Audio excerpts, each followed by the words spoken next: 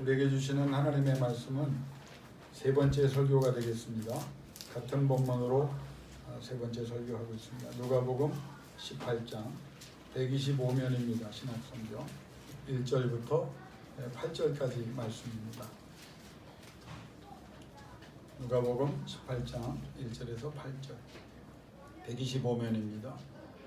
같이 받들어 봉독합니다. 예수께서 그들에게 항상 기도하고 낙심하지 말아야 할 것을 비유로 말씀하여 이르시되 어떤 도시에 하나님을 두려워하지 않고 사람을 무시하는 한 재판장이 있는데 그 도시에 한 과부가 있어 자주 그에게 가서 내 원수에 대한 나의 원한을 풀어주소서 하되 그가 얼마 동안 듣지 아니하다가 후에 속으로 생각하되 내가 하나님을 두려워하지 않고 사람을 무시하나 이 과부가 나를 공고롭게 하니 내가 그 원한을 풀어주리라. 그렇지 않으면 늘 와서 나를 괴롭게 하리라 하였느니라. 주께서 또 이르시되 불의한 재판장이 말한 것을 들으라. 하물며 하나님께서 그 다음날 부르짖는 택하신 자들의 원한을 풀어주지 아니하시겠느냐. 그들에게 오래 참으시겠느냐. 내가 너희에게 이르노니 속히 그 원한을 풀어주시리라. 그러나 인자가 올 때 세상에서 이름을 보겠느냐 하시니라. 아멘. 여러분, 역사에 가장 큰 영적인 공헌을 한 그룹을 들라고 하면 물론 초대교회 성령을 받은 초대교회 120명이겠죠. 그리고 그 이후에 역사상 가장 큰 쓰임을 받은 그룹이 또 있는가 생각하면 여러 그룹이 있지만 대부분의 목회자들과 신학자들은 청교도들을 이야기합니다. 그러니까 지금 영국이나 미국, 영어권 그리고 또 그들뿐만 아니라 유럽 지금 선진화된 모든 또 우리 지금 한국교회도 사실은 청교도 신앙이 들어왔기 때문에 이렇게 이 정도 하고 있는 겁니다. 그래서 청교도들이 하나님 앞에 가장 많은 숫자로도 그렇고 영향력으로도 그렇고 분야에 있어서도 경제, 사회, 종교 모든 분야에 있어서도 가장 큰 영향을 끼쳤습니다. 그러면 그 청교도들을 하나님이 그렇게 쓰신 이유는 무엇일까? 세 가지입니다. 첫째는 그 청교도들은 우리가 늘 설교했고 몇 주 전에 설교했지만 육신적인 그리스도인에서 영적인 그리스도인으로 성장하려고 노력했습니다.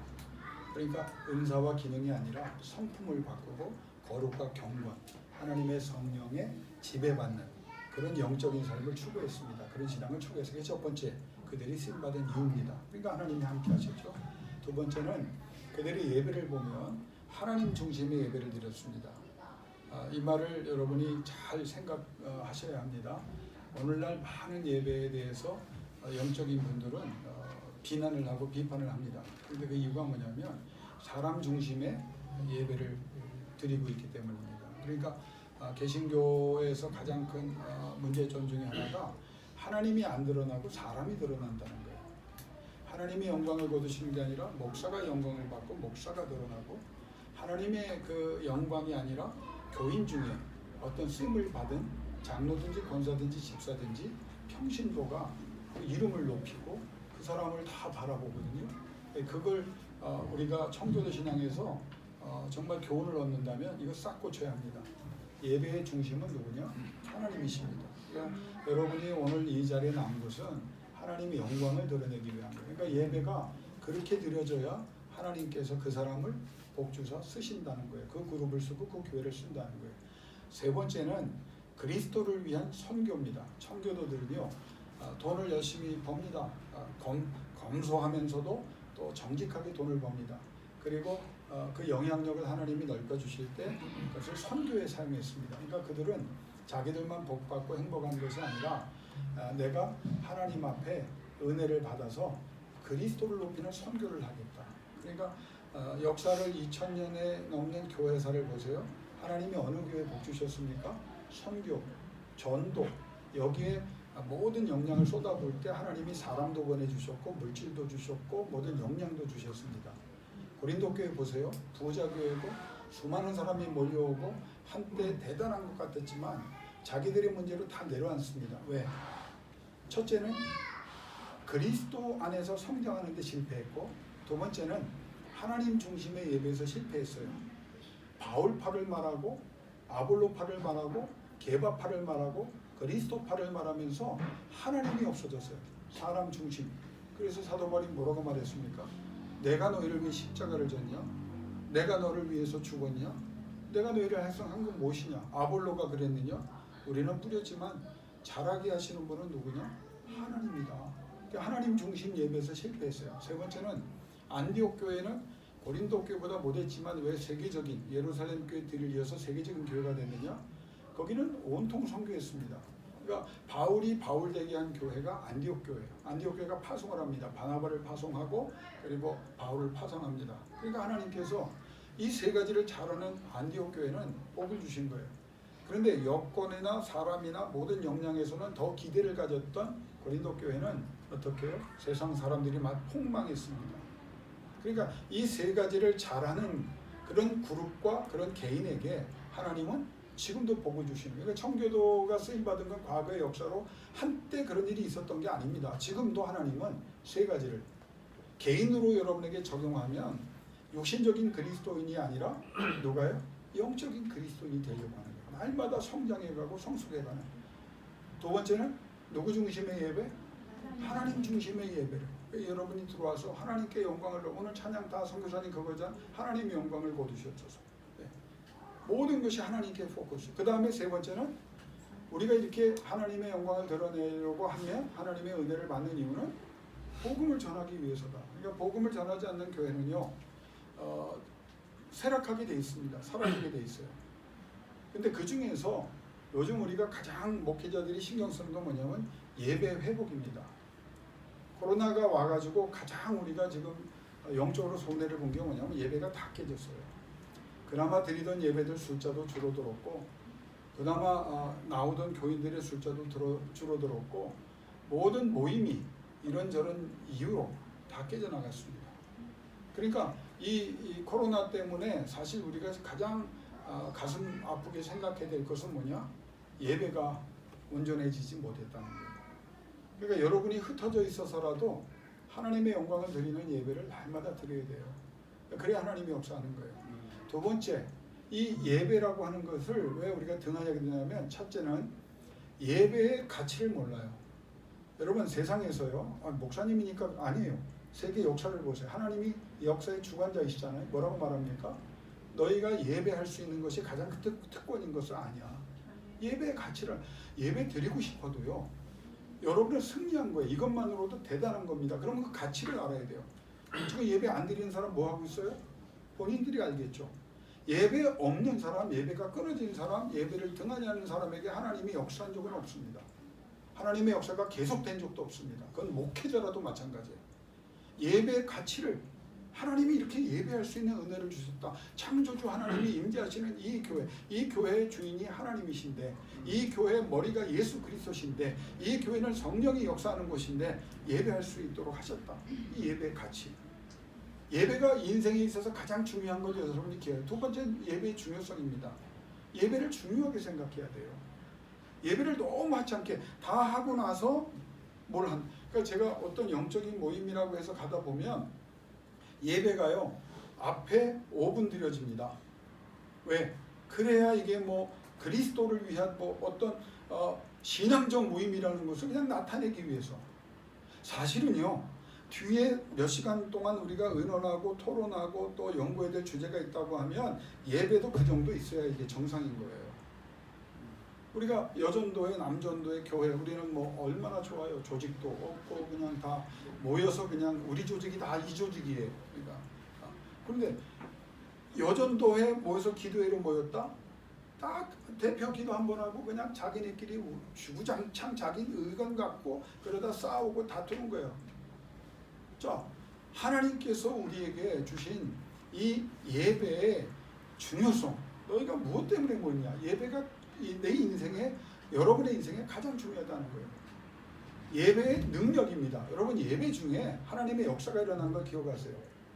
부흥의 역사, 하나님이 갑자기 부흥을 주시는 것, 하나님의 전능의 역사가 나타나는 것이 어디에서 드러난지 아세요? 예배 중에 드러났습니다. 예배 중에. 예배할 때요. 어떤 때는 목사의 설교가 지금 강조되고 있지만 사실은 목사가 설교하지 않았는데 찬양 중에 이렇게 기도 중에 이미 성령이 임해서 거기에 하나님의 임재가 일어나고 하나님의 기름 부으심이 또 하나님의 역사가 났다는 것을 우린 교회사를 통해서 수없이 봅니다. 다 그래요.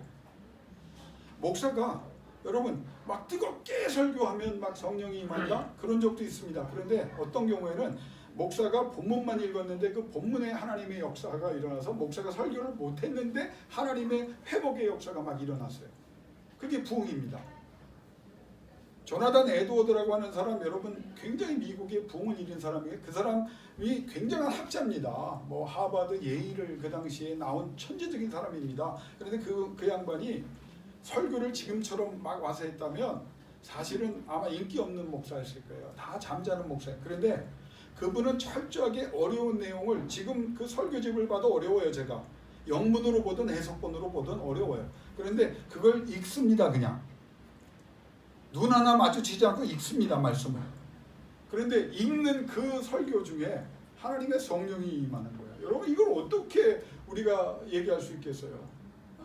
어떤 목사님은 본문을 읽고 하나님이 여러분을 사랑하십니다. 그리고 자기가 울고 주저앉고 교인들이 그 말에 울고 주저앉고 설교가 진행되지 않았는데도 하나님께서 말씀의 영으로 저들을 막 깨우치십니다. 그게 1시간이 아니고 2시간도 아니고 하루가 아니고 이틀도 아니고 일주일도 아니고 노던 아일랜드 같은 건 2년 동안 성령의 역사가 막 이게 하나님께서 예배를 가치를 아는 사람, 예배를 중요하게 여기는 사람, 예배의 능력을 인정하는 사람, 예배가 가장 먼저 회복돼야 된다는 것을 하나님 앞에 고백하는 사람. 여러분 우리의 인생의 모든 문제를 예배 중에 하나님께서 친히 회복하시도록 예배에 집중하는 여러분 되길 주 이름으로 축원합니다. 그 예배 중에 찬양이 가장 중요한 것이고요. 또 그만큼 중요한 것이 뭐냐? 기도. 왜 기도 안 합니까? 여러분 기도의 가치를 모르기 때문이에요. 기도의 능력을 모르기 때문이에요. 예수님이 너희가 기도할 때 뭐라고 말해요? 죽은 자가 살아나고 복음을 전할 때도 마찬가지, 예배할 때도 마찬가지. 그 세 가지가 죽은 자가 살아나고 병든 자가 고침받고 귀신이 쫓겨나가고 모든 약한 것들이 강해지며 잘못된 것들을 바로잡아 주시고 경건으로 거룩으로 저들을 영화롭게 하신다는 거예요. 이게 6가지입니다.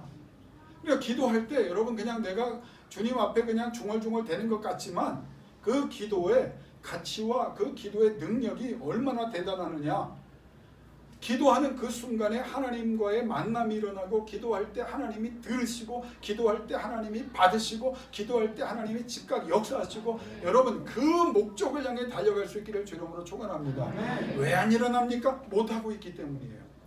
김낙균 목사가 못하고 있기 때문이고 여러분이 못하고 있기 때문이지 하나님께서 능력이 부족해서 못하시는 게 아니라는 거예요. 하나님이 하시도록 열정을 갖고 주 앞에 나가라는 겁니다. 자, 오늘 이 말씀을 왜 3번째 생각했느냐?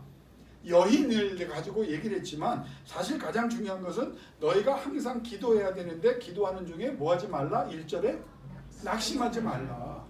기도자에게 하나님이 항상 기도해야 되는데 라고 말씀하시면서 기도자가 가장 위험한 일을 또 위기의 때가 오는데 그게 뭐냐? 낙심은. 낙심은 그럼 누가 하는 겁니까?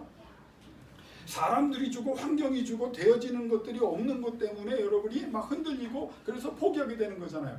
근데 성경은 이 낙심이란 말을 뭐라고 하냐? 그럼에도 불구하고 네가 안 한다는 거예요. 네가 안. 그래서 오늘 이 억울함을 당한 여인을 왜 예수님이 꼭 집어 말했냐면 진짜 살고 싶은 사람, 진짜 억울한 일을 당한 사람, 진짜 은혜로 일어나기를 원하는 사람, 진짜 응답을 받기를 원하는 사람은 항상 기도할 뿐 아니라 어떻게 해요? 낙심하지 않는다는 거예요. 낙심. 그래서 이 여인이 절망을 무엇으로 바꿨기 때문에 지혜로운 여인이 됐다고요? 절망을 2주 됐습니다. 희망으로 바꾸시는 건 조금 맞지만 뭐로 바꿨다고요? 절박함으로 바꿨다는 거 아니에요. 제가 첫날 설교한 겁니다. 한이 있어요? 절박해라 그 말이에요. 억울한 일을 당했어요? 절박해라 그 말이에요. 승리하고 싶어요? 절박해라 그 말이에요. 하나님이 그걸 원하신다. 그 절망의 모든 상황을 절박함으로 바꿔라. 그러면서 지난주에 어떻게 하라고 그래서 예수님이 말한 4가지 다 기대도 안 합니다. 첫 번째가 뭐였어요? 예? 독해져라 그랬어요. 독해져라. 어떻게 낙심한 독해지라는 거예요. 나는 어떻게 독해지냐? 하나님 외에는 없습니다. 하나님이 움직여 주시면 됩니다. 저 원수들 한두 명이어야죠. 저들이 나를 억울하게 만든 것 얼마나 지독하고 얼마나 철저하게 나를 죽이려고 해서 내가 당했는데 내가 다시 그걸 회복하려고 해도 안 됩니다. 근데 한 가지 깨달았습니다. 누가? 재판관이 움직여주면 됩니다. 그 재판관이 누구라고 예수님 말합니까? 하나님이다.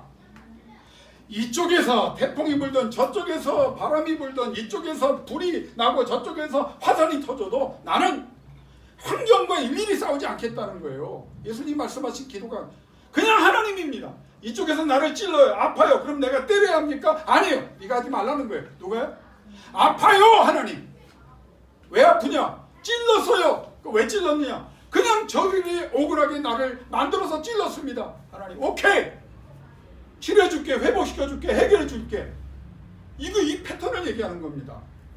우리는 이것저것 하다가 안 되면 하나님께 그것도 은혜입니다. 근데 우리 주님이 원하는 건 뭐예요? 항상 기도하고 낙심하지 않는 사람은 어떤 환경과 어떤 존재가 나를 억울하게 하고 괴롭게 해도 누구에게 달려간다? 하나님께 달려간다는 거예요. 뭐든지 와라! 하나님이 움직여주시면 하나님이 역사한다. 그래서 오늘 예수님이 오늘 기도와 응답의 관계를 말하고 어떻게 승리할 수 있는 절박함을 통해서 하나님께 나아가고 그 절박함은 독한 마음, 그 독한 마음은 뭐냐? 하나님만 움직이면 된다. 이 여인을 통해서 봐라. 재판관 하나만 바꾸면 된다는 게 지혜 아니냐? 이건 세상적인 지혜라는 거예요.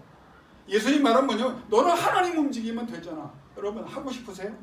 하나님의 영광을 위해서 이 문제를 해결하고 싶으세요? 하나님의 영광을 위해서 능력 속에 하나님의 치료와 회복을 경험하기를 원하세요? 누구를 움직이는데 다 쏟아부어야 합니까? 하나님. 다니엘이 왜 위대해졌다고요? 바늘로 찔러도 피 한 방울 안 내겠다. 그래 죽여라. 음모를 펼쳐라. 너희들이 내가 창문 열고 기도하기를 바라지. 그래 나 하던 대로 한다. 왜? 하나님이 니네들 위에 있다. 다리오 왕, 니네들 다리오 왕을 움직여서 나를 죽이려고 어인을 찍고 그렇게 했어. 그래 해봐라. 다리오 왕 위에 누가 있냐? 하나님이 있다는 거예요. 그러니까 이 다니엘을 이길 수가 없는 거예요. 왜? 하나님의 절대 주권에 대해서 확실한. 그러니까 예수님이 오늘 말씀하는 건 뭐냐? 기도에 대해서 응답에 대해서 말씀하면서 오늘 마지막 설교 2번은 제가 이제 기도회 때 할 겁니다. 5개를 준비했기 때문에. 또 하나 중요한 게 뭐냐면 하나님이 누구신지를 말씀하는 거예요. 그 하나님이 자녀들을 위해서 무엇을 하는지를 말씀하시는 거예요. 그러면 하나님의 자녀인 우리가 하나님의 은혜로 응답을 얻고 해결을 얻으려고 하면 그 하나님 앞에 어떻게 나가야 되느냐, 어떻게 해야 되느냐, 이건 예수님이 간단하게 말합니다. 자 봐라, 예를 든 거예요. 그래서 정말 너희가 인생을 살아가면서 세상의 타락한 시스템 때문에 너희도 불의한 재판관과 이런 악랄한 난공불락의 존재, 정말 불의한 어려운 존재를 만날 것이다. 니네들이 억울함을 당했는데도 눈길조차 주지 않는 냉혈한을 만날 것이고 세상은 너희를 그렇게 취급한다. 그러나 낙심하지 말아라. 왜? 이 비밀을 너희가 믿고 있다면 낙심할 필요가 없다. 자, 악한 재판관도 하물며, 이 말은 뭐냐? 하나님은 악한 재판관하고 다르다는 거예요, 여러분. 그러니까 여기에서 오해가 일어날 수 있습니다. 우리가 그냥 악한 재판관과 하나님을 연결을 해버리면 그냥 이 악한 재판관이 울부짖게 만들고 한 맺히고 상처를 줬는데 씻을 수 없는 상처를 주고 질병을 주고 아픔을 주는데 그냥 그 재판관을 괴롭게 했더니 마지못해서 해결을 해줬다? 그게 하나님이다. 그걸 얘기하는 게 아니에요. 하물며 세상에 그런 악한 놈들도 끈질기게 달라붙어서 이 여인처럼 매달리면 지가 이 여인을 사랑해서 이 여인의 그 불의하고 억울함을 당한 것을 이해해서 고쳐준 겁니까? 아니에요. 성경은 뭐라고 말합니까? 여전히 자기중심적으로 지가 힘들어서 고쳐주는 사람이에요. 이 재판관은 그것을 인해서 영광을 받을 수 있는 존재가 아닙니다. 그런데 하나님께서 뭐라고 말합니까? 자, 5절에 이 여인이 나를 번거롭게 하니 내가 그 원한을 풀어주리라. 그렇지 않으면 늘 와서 나를 괴롭게 하리라. 실제로 그렇게 했어요. 번거롭게 했어요. 괴롭게 했어요. 넌덜머리 나게 만들었어요. 늘 와서 그렇게 했어요. 3가지입니다. 세상에서도 주님이 말한 건 번거롭게 하니, 괴롭게 하니, 늘 와서 계속했더니 자기의 판결을 바꾸지 않느냐. 누구를 위해서? 자기를 위해서. 그런데 하물며 이건 하나님은 세상의 재판관은 저러지만 하나님은 다르다는 것을 말하고, 하물며 이건 뭐냐면 하나님께서는 근본적으로 다르다. 하나님은 너희를 무시하지 않는다. 배려해 주시고 우리와 우리의 요청을 거절하지 않으신다. 무슨 요청이라도 받아주신다. 자, 그 하나님을 얘기하는 거예요. 야, 봐라. 세상에 저런 악한 것들도 저렇게 해서 바꾸지 않냐. 그런데 너희는 하나님이 그런 존재가 아니라는 걸 기억하라는 거예요. 하나님은 거룩하시고 의로우신 분인데, 그래서 어떻게 하느냐? 세 가지 한번 따라합시다. 기꺼이, 속히, 오래 참지 않으시고, 이 세 가지를 얘기해요. 세상에 못된 자는 번거롭게 해야 되고 괴롭게 해야 되고 늘 가서 자기의 말을 자기도 피곤하고 저도 피곤하게 해야 되는데, 오늘 하나님은 너희를 사랑하시는 의로운 하나님은 너희에게 어떻게 그냥 기꺼이 적극적으로 역사해 주시고, 속히 생각한 것보다 빨리 역사해 주시고, 오래 참지 않으신다. 우선적으로 모든 서류를 우선적으로. 여러분, 제가 부끄러운 얘기지만요, 급한 서류가 하나 있었어요. 그랬더니 서류를 받는 사람이 이렇게 밑에다 넣더라고요. 근데 그거 보니까 그게 해결되려면 내가 해결이 안 될 것 같아요. 그래서 기도하다가, 이게 이제 저에 관한 일이 아니고 억울한 일을 당한 분의 교인에 관한 일이었어요. 제가 여기서 얘기한 방송 나가서 그분이 해코지 당할 수 있기 때문에 얘기를 안 하겠습니다. 근데 그분이 내가 부탁을 받으니까, 아니 이렇게 급한 일도 담당자에게, 아니 급한 일이 이리 왔지만 순서대로 하는 것도 좋지만 급한 거 억울한 거는 빨리빨리 해줘야지. 그 다음에 해결하려고 하니 이미 끝난 걸 사람이 죽은 다음에 무슨 뭐 하면 뭐하냐. 그러면서 한마디 하고 이 서류를 빼가지고 어디에다 놨을까요? 믿음대로 될지어다. 내가 얘기 안 해. 그게 하나님께서 오래 참지 않는다. 그럼 하나님이 왜 공평하신 분인데 기꺼이 속히 오래 참지 않고 이렇게 역사할까? 두 가지를 얘기합니다. 따라합시다. 선택된 자녀가 밤낮으로 부르짖으니. 두 가지를 얘기해요. 세상의 어떤 문제라도 하나님이 무엇을 보시냐? 선택된 자녀가, 아무에게나 주는 특권이 아닙니다. 여러분은 어떤 자녀입니까? 선택된 자녀예요.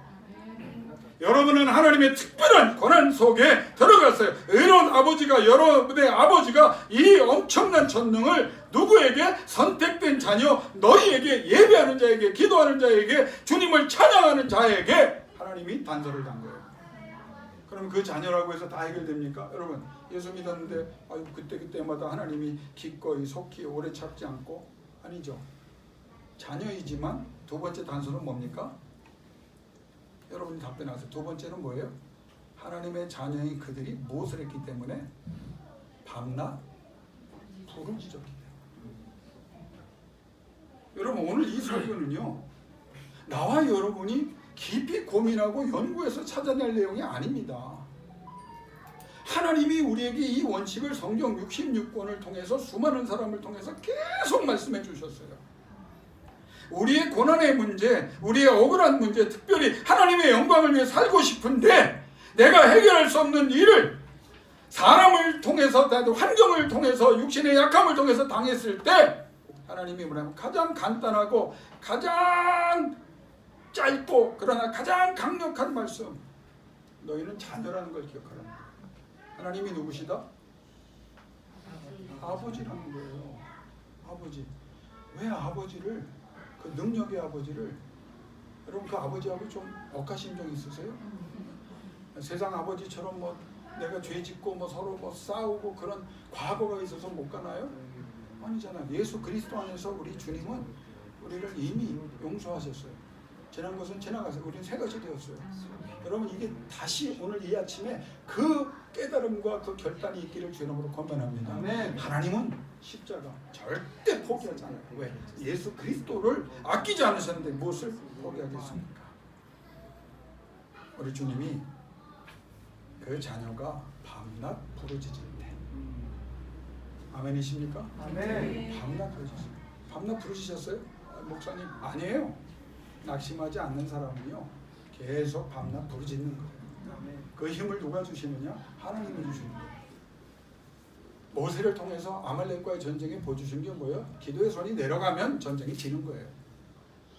누가 도와주든 어떤 방법이든 기도의 손을 얹고 있으면, 기도의 손을 하나님께 뻗치고 있으면 그 전쟁은 승리하는 거예요. 언제까지? 마지막 최후의 승리가 선언될 때까지 여러분의 손이 내려가지 않기를 주의 이름으로 축원합니다. 이 하물며라는 원문에 그게 나오거든요. 자, 거기에 뭐냐면 하나님께서 모든 것들을 다 제거해 주신다는 거예요. 하물며라는 뜻이 여러분의 원한, 여러분의 간절한 그 해결을 위한 소원을 응답하시기 위해서 그 문제들을 다 해결해 주신다는데, 한번 따라합시다. 복수. 이게 무슨 말이냐면 한 가지를 얘기하지 않으셨어요. 이런 일들이 많다는 거예요. 그런데 그런 일이 아무리 많아도 하나님의 자녀가 늘 밤낮으로 부르짖는 일에 낙심하지 않고 계속해 가면 어떻게?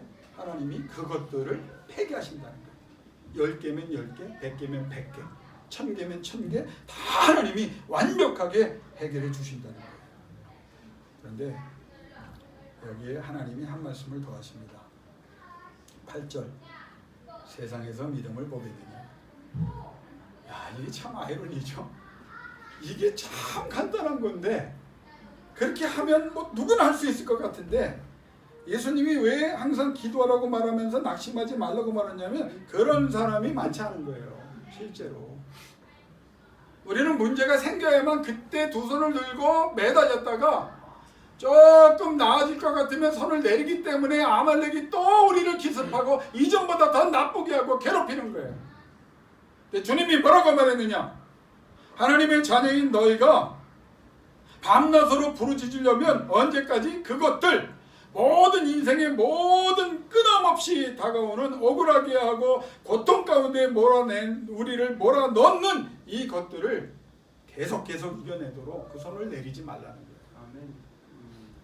목사가 목회하면서 제일 답답할 때가 뭐냐면 셧다운 교인들입니다. 그거보다 더 악한 경우는 뭐냐면 경험하는데 깨달았는데 아무것도 안 하는 사람이 제일 걱정스럽고요. 두 번째는 어떤 사람인 줄 아세요? 셧다운한 사람. 옆 사람 보고 한번 인사합시다. 쉬지 마세요. 그게 낙심하지 않는 겁니다. 그러니까 이 사람은 목회하면서 여러분도 봤을 거예요. 이 사람이 문제가 있어. 그래서 기도를 강력하게 합니다. 해결돼요. 그 사람이 다음에 옵니다. 또 그런 문제를 갖고 오고 어떤 때 더 심각해진 문제, 악화된 문제를 가지고 그 이유를 들어보면 그냥 해결만 되면 방학이야. 뭘 한 사람이 휴가를 가는 거지요. 그럼 아무것도 안 하는 사람이 휴가 가면 그건 망한 거예요. 오해하지 않기를 권면합니다. 뭘 하세요. 하나님한테 내가 뭘 자꾸 해야 하나님이 역사하는 거예요. 내가 저 김성민 집사님, 뭐 김정 집사님 멜로디언 얘기한 거 괜히 한 거야. 뭘 해야 하나님이 역사하는 거예요. 그럼 제일 우리가 중요하면서도 가장 간단하게 할 수 있는, 그러나 가장 강력하게 할 수 있는 게 뭐예요? 기도잖아요. 기도. 그냥 미친 사람 되세요. 중얼중얼 되세요. 예수님이, 하나님이 원하는 사람이 누구냐? 이런 믿음을 내가 보겠느냐? 이렇게 말해도 안 한다는 거예요.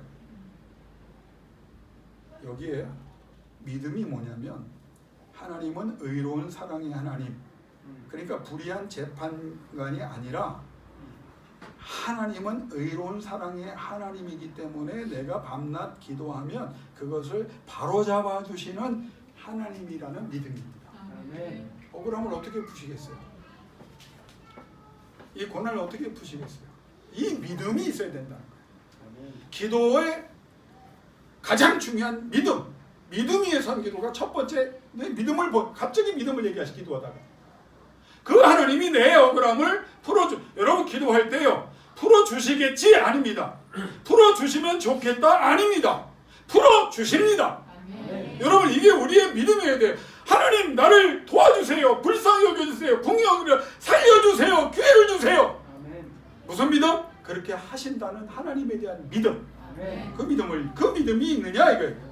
두 번째는 하나님의 절대 주권, 재판장도 저렇게 하지 않냐. 근데 너희의 아버지인, 선택된 자녀의 아버지인 밤낮 부르짖는 자녀들을 바라보는 내가 너희의 아버지인데 그 권한을 내가 결정한다는 것을 너희가 믿느냐 이거예요. 여호와는 죽이기도 하시고 살리기도 하시고 부하게도 하시고 가난하게도 하시고 존경받게도 하시고 비천에 내리시기도 하시고 하나님이 다 하세요. 사무엘상 2장을 밤낮 읽어보세요. 이사야 66장을 다시 읽어보세요.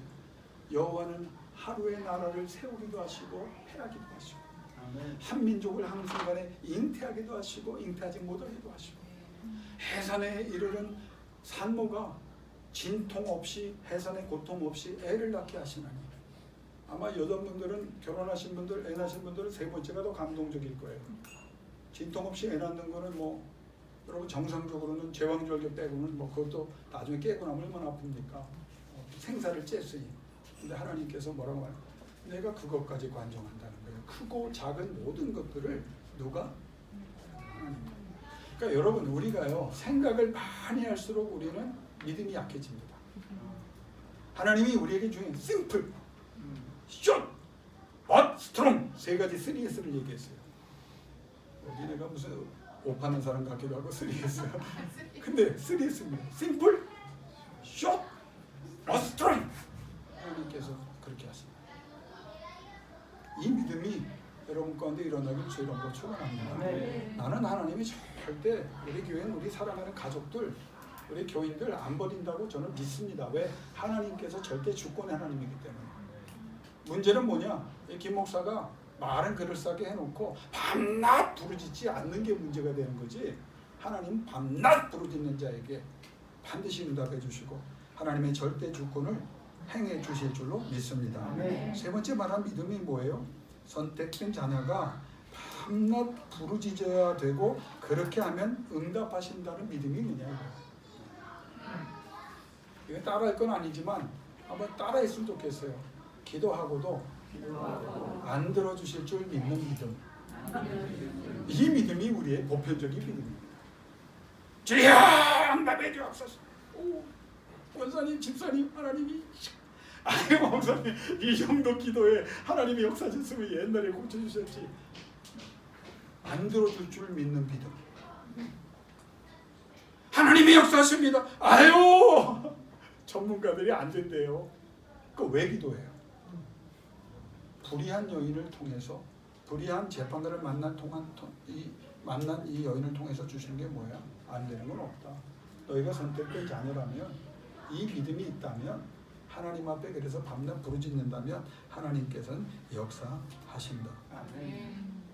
네 번째는요. 세상에서 믿음을 보겠느냐? 따라합시다. 보고 싶다. 누가 말하는 거예요? 하나님이에요. 이 말 보고 싶은 거예요. 이 순간에 나와 여러분 하나님의 자녀된 우리가 밤낮 부르짖는 걸 보고 싶으신 거예요. 그러니까 이 말을 가만히 한번 생각해 보세요. 여러 번 읽어보세요. 어떤 때는요 우리의 감정에 따라서 이 말이 느낌이 달라질 때 있어요. 그러니까 예수님도 지치셨다면 이렇게 얘기해줘야 하는 놈이 있겠느냐. 왜? 한 놈도 없었어요. 오순절 마가다락방이 올 때까지 70명을 선택해서 2명씩 보내면서 귀신을 쫓아내고 죽은 자를 살리고 모든 능력을 행하는 것을 저들이 했다고요. 이 시점에서 했다고요. 그런데도 여전히 그들은 예수님을 부인하고 도망가고 귀신을 못 쫓아내서 그 부모에게 망신당하는 일을 많이 겪습니다. 하려고 하는 자가 있으면 한번 해봐라. 이 말씀이 이렇게 들려요. 없을 것 같지만 하려고 하는 자가 있으면 한번 해봐라. 왜? 그런 사람을 하나님이 보고 싶다고 말씀하시는 거고 그런 사람이 있다면 하나님은 반드시 역사하신다는 뜨거운 마음 너다! 라고 말씀하시고 이렇게까지 말씀하셨는데도 못하면 바보라는 거예요. 그런 믿음이 있는 거예요. 결론 내립니다. 여러분 잘 믿음으로 여러분 하나님의 자녀입니까? 아멘으로 답을 안 하신 분들은 아직도 지금 고민이시니까 다시 물어볼게요. 찬스를 두 번째 드립니다. 여러분 하나님의 자녀이십니까? 아멘. 하나님이 여러분 아버지십니까? 아멘. 그러면 두 번째 밤낮 부르짖기로 결정하셨습니까? 아멘. 그렇게 하세요. 아멘. 상황이 거꾸로 가도 부르짖으세요. 방해가 더 많아도 부르짖으세요. 하물며 그것들이 아무리 강력하고 많아도 나는 내 자녀에게 해결해 준다. 한 가지, 그런 믿음이 너한테 있느냐. 그런 믿음. 이왕 죽을 인생, 우리 다 죽잖아요. 멋있게 죽읍시다. 나이가 60이 되니까 아직도 변화될 게 많지만 먹는 것도 이제 별로 먹고 싶은 것도 없어지고 갖고 싶은 것도 별로 없어지고, 우리 내 옆에서 마지막까지 그걸 포기하라고 말씀하는 분이 같이 살고 있기 때문에 더 버려라 더 버려라 그러는데, 마찬가지. 이제 무엇을 위해 살까? 야, 김낙균 목사가, 우리 사랑하는 교인들이, 나보다 나중에 돌아가신 분들이 김낙균 목사 하면 무슨 생각을 해야 될까? 그 양반은 밤낮 부르짖다가 하나님 앞에 몸부림치다가 하나님 품에 안겼어. 그래서 하나님이 영광을 거두셨어. 그래서 하나님이 역사하셨어. 그렇게 하나님 중심의 신앙으로 승리할 수 있기를. 힘들고 어려워도 하나님이 보고 계십니다. 뜨겁게 밤낮 부르짖어 하나님의 이름으로 하나님 앞에 쓰임받기를 주의 이름으로 축원합니다. 이 시간 기도하겠습니다. 하나님, 이 시간 이 자리에 와 계시지요.